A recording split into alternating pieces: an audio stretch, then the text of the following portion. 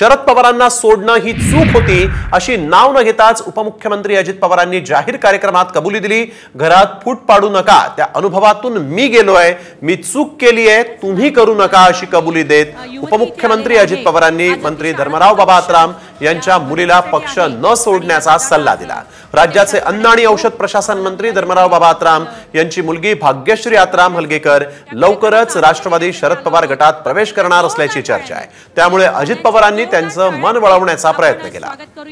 मी दादांना सांगू इच्छिते, या पुलाच्या प्रत्येक तुमच्या वडिलांच्या बरोबर राहा। वडिलांचं जेवढं लेकीवर प्रेम असतं तेवढं प्रेम कुणीच लेकीवर करू शकत नाही।